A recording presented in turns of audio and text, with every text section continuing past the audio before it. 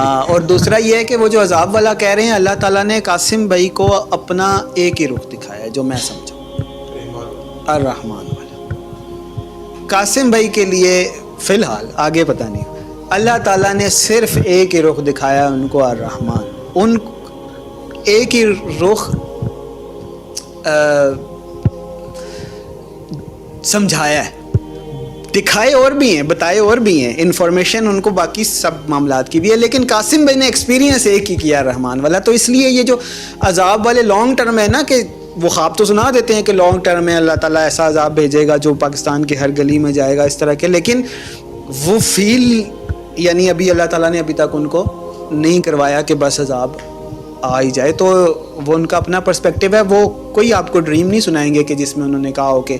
یہ ویس غلط کہہ رہا ہے یا یہ عذاب والے نہیں ہونے چاہیے۔ اگر ہوتا تو میں بالکل یہ بات نہ کرتا۔